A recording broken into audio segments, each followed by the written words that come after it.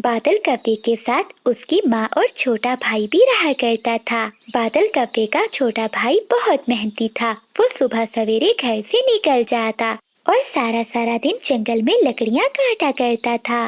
बिजली कभी बादल कप्पे की माँ और उसके छोटे भाई से बहुत नफरत करती थी और वो नहीं चाहती थी कि वो दोनों उसके घर में रहे।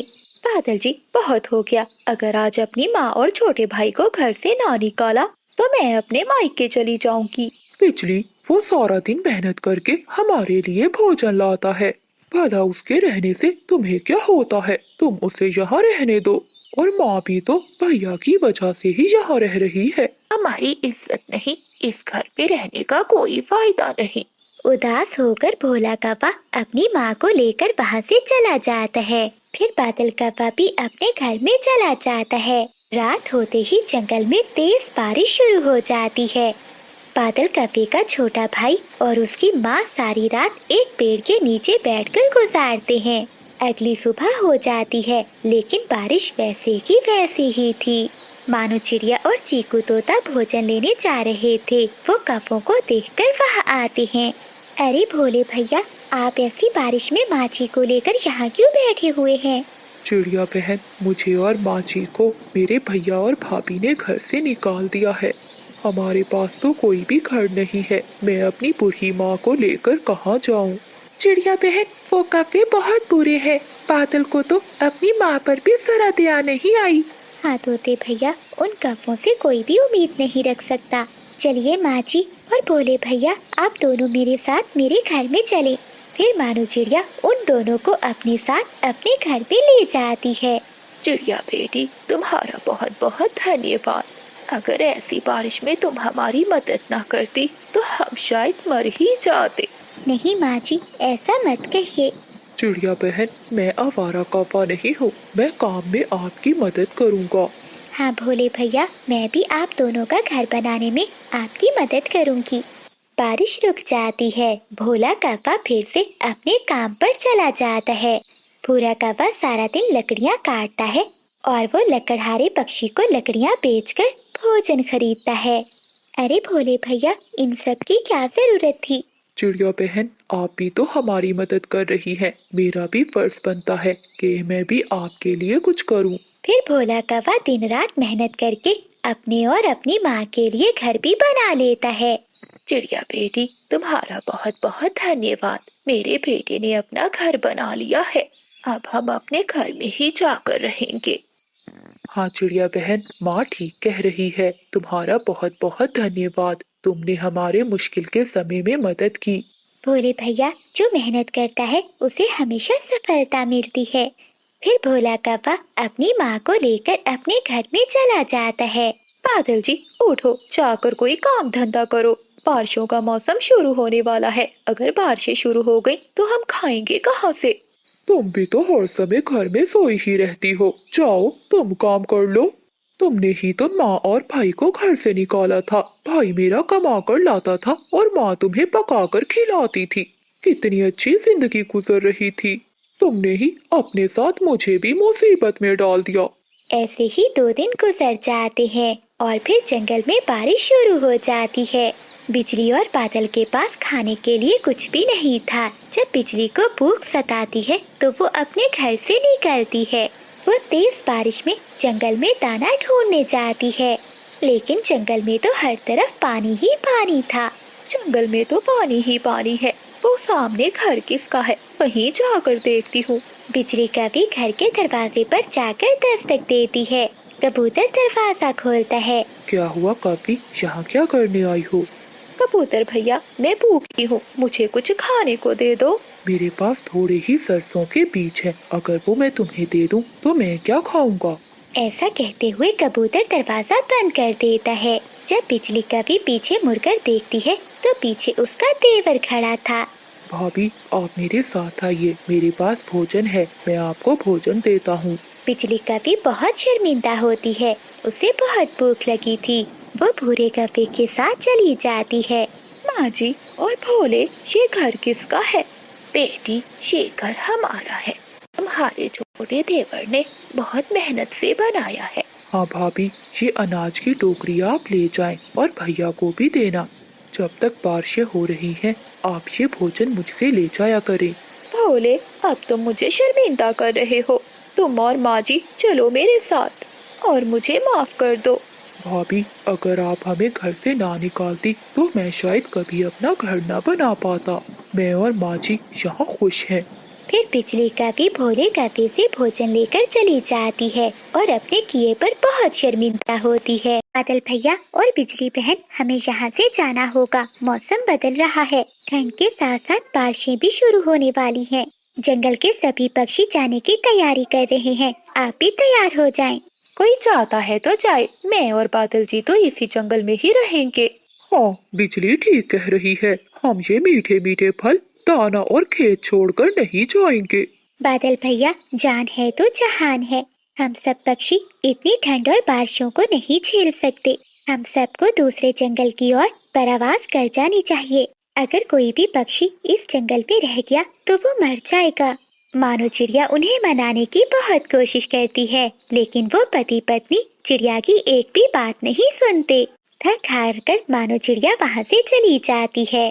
जंगल के सभी पक्षी अपना अपना सामान बांधकर बड़े पेड़ के नीचे जमा हो गए थे। क्या दोस्तों, आप सब तैयार हो? हाँ चिड़िया बहन, हम सब तैयार हैं, लेकिन वो कौवे कहाँ हैं? कबूतर भैया, मैंने कौवों को समझाने की बहुत कोशिश की, लेकिन वो ये जंगल छोड़कर जाने को तैयार नहीं है। चिड़िया बहन, वो मरेंगे, वो जरूर मरेंगे। हाँ चिड़िया बहन, तोता ठीक कह रहा है। ऐसे मौसम में भला कौन जिंदा रह सकता है। हाँ बुलबुल बहन, ऐसा ही है। चलो हम सब चलते हैं। फिर वो सभी दोस्त अपना अपना सामान उठाते हैं और दूसरे जंगल की ओर निकल जाते हैं। उड़ते उड़ते वो रास्ते में रुकते हैं। वहाँ एक गंदम का खेत था। वो सब दोस्त वहाँ से दाने इकट्ठे करते हैं और आगे का सफर शुरू करते हैं।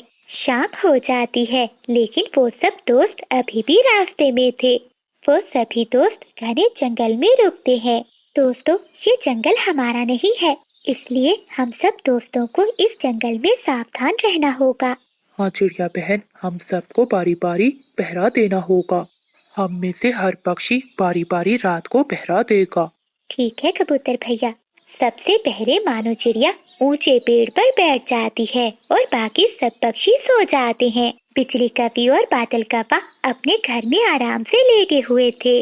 देखो ना बादल जी, हम यहाँ आराम से लेटे हुए हैं। हमारे पास घर है, फल है और अनाज है।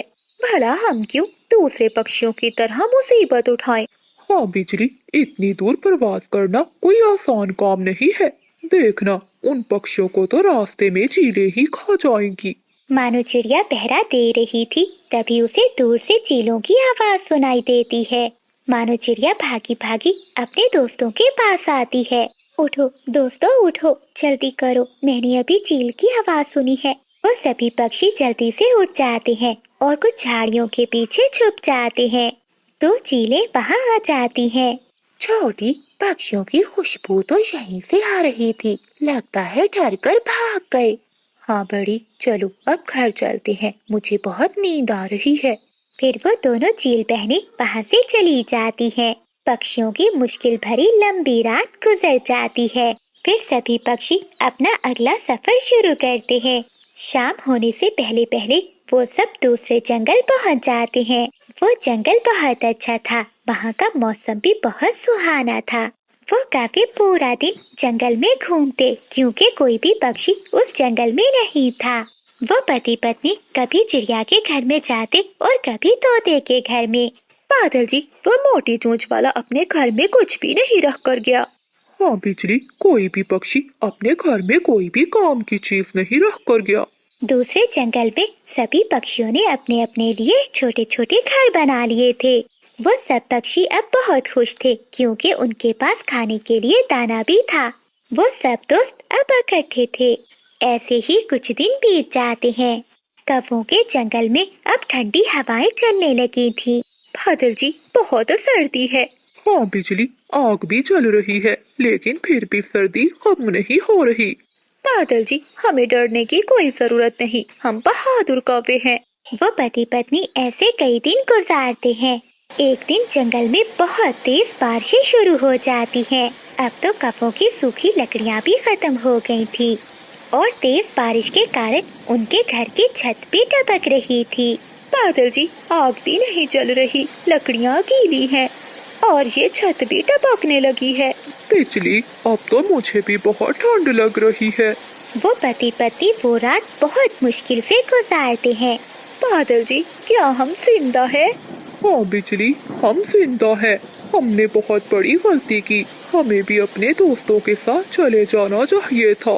बादल जी, अभी भी देर नहीं हुई, चलो हम भी चलते हैं। हम भी सब अपने पक्षी दोस्तों के पास चलते हैं। ऐसा कहते हुए वो पति पत्नी जंगल से निकलते हैं। वो रात घने जंगल में गुजारते हैं और फिर अगली सुबह वो दोनों अपने दोस्तों के पास पहुंच जाते हैं।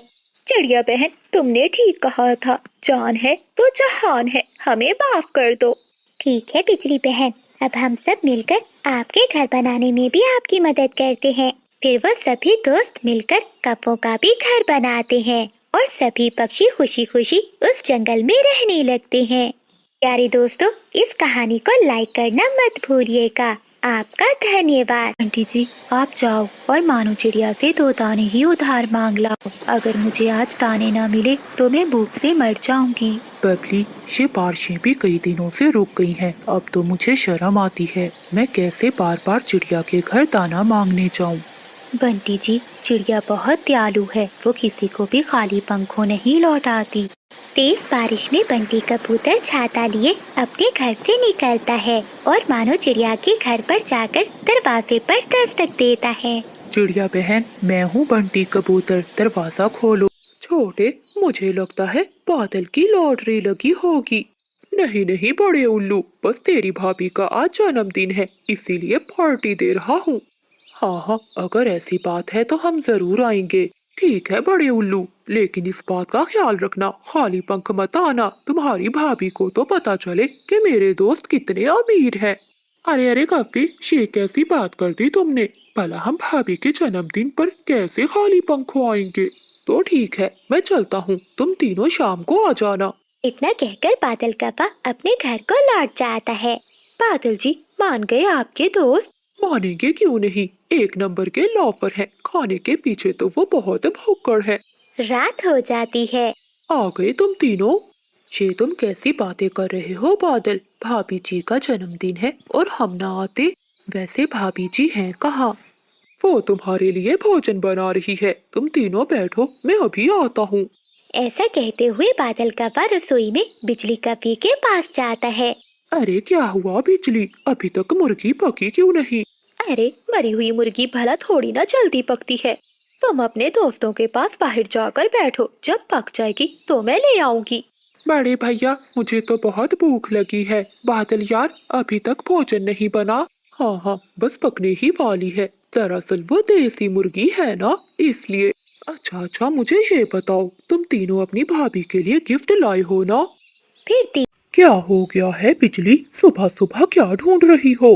किसी ने मेरा एक रसगुल्ला चुरा लिया है। तो फिर क्या हो गया? अगर किसी ने तुम्हारा एक रसगुल्ला चुरा लिया है तो? तुम्हें पता भी है कि मेरे लिए एक रसगुल्ले की कीमत कितनी है?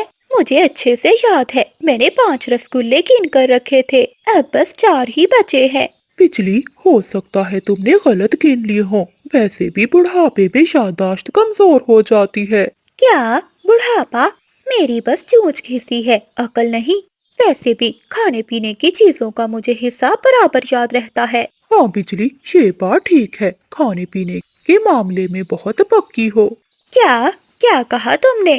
कुछ नहीं कुछ नहीं, तुम्हारा रसगुल्ला किसने चुराया होगा? कहीं उस मोटी चोंच वाले ने तो मेरा रसगुल्ला नहीं चुरा लिया? नहीं नहीं बिजली, वो तोता ऐसा नहीं कर सकता।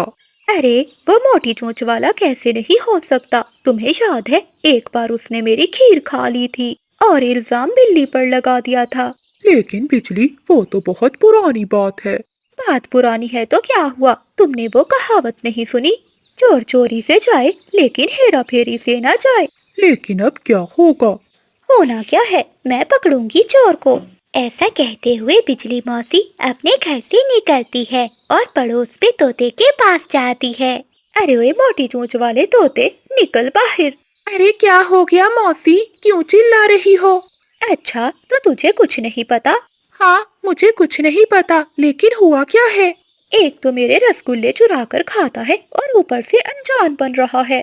ये क्या बोल रही हो मौसी, भला मैं तुम्हारे रसगुल्ले क्यों खाऊंगा, तो भी चुरा कर? वो सब मैं नहीं जानती, ला मेरा रसगुल्ला। मैं सच कह रहा हूँ बिजली मौसी, मैंने आपके रसगुल्ले नहीं चुराए। और हाँ, इसका क्या सबूत है कि तुम्हारा रसगुल्ला मैंने चुराया है? सबूत ही तो नहीं है, अगर सबूत होता तो तू यहाँ ना बैठा होता। अब तक तो तुझे मैं जेल में भिजवा देती। अरे खड़ूस मौसी, लगता है तेरा दिमाग खराब हो गया है। मेरा नहीं, तेरा दिमाग खराब हो गया है मोटी चोंच वाले। जो तूने मुझसे पंगा लिया, मैं तुझे छोड़ूंगी नहीं। इतना बोलकर बिजली मौसी वहाँ से चली जाती है। मुझे इस कपी मौसी से बचकर रहना होगा, जिसके पीछे भी पड़ जाती है उसका जीना हराम कर देती है।